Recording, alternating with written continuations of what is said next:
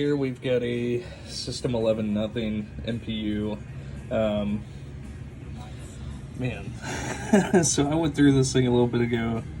I can't quite recall, so let me look over. So I think we just basically had a standard rehab. So we got a new power input header here on the board. We've got 3 100 UF here for the power input filters. We've got a 22 UF for the reset. We've got 2 10 UF here in the sound section, as well as a 470 and a 100 UF capacitor. We've got a total of 1, 2, 3, 4, 5, 6, 7 sockets here on the board. This board actually came in with no ROMs or CPUs, and so these have all been populated onto the board. I am just merely testing the board here with my Whirlwind ROMs. God, I love that word. And I believe that covers everything here as far as what we've done. So let's go ahead and get this thing powered up. And obviously, since we're not in a pinball machine, we're going to be looking for pinballs there for a minute.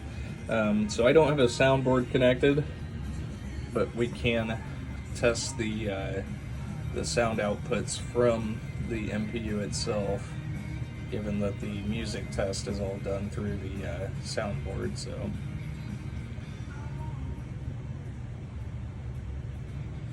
just going through displays.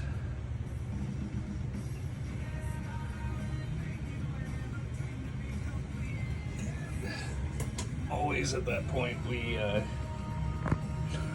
get some interference there with the overhead light.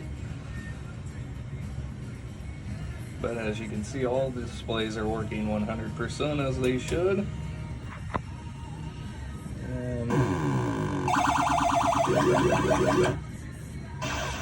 Uh-oh, looks like rain. There's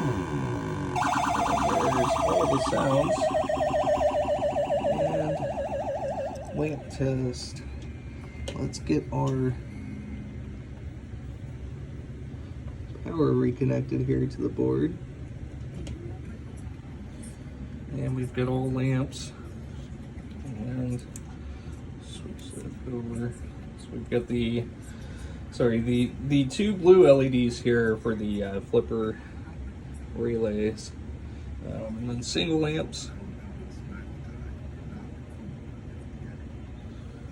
Alright, and then coil test. And I do this every single time. Let me grab a clip here. And so the Williams System 11 nothings had a separate ground for the coils that plugs into this connector here. And then what they eventually did with the System 11A is they actually just tied that connector there to ground itself.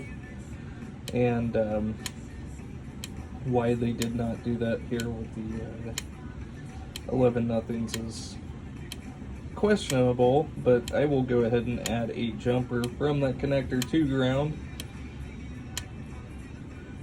just to secure a ground to that connector. I missed these last 2 here. I didn't see those go off.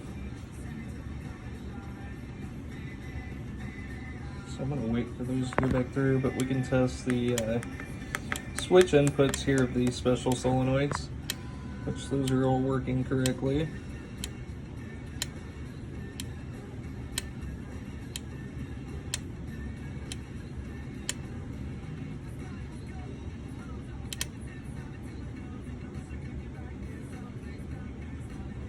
Yeah, I'm not getting solenoid 15 or solenoid 16.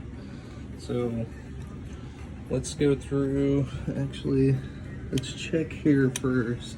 Oh, yeah, there we are.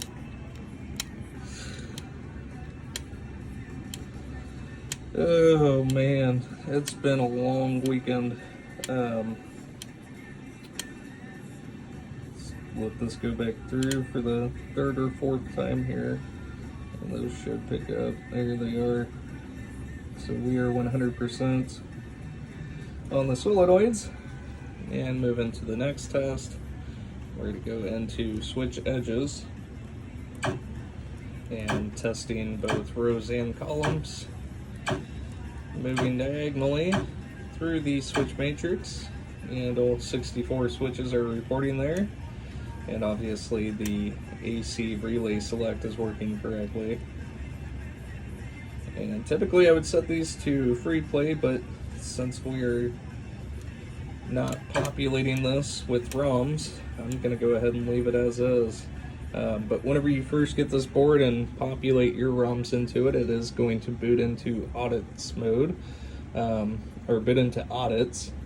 And so you'll have to just go through the adjustments and set it to free play or whatever your liking is there for the game itself. But other than that, we are 100% good to go. And there we have passed the pinball missing message and are in a track mode. So thank you so much.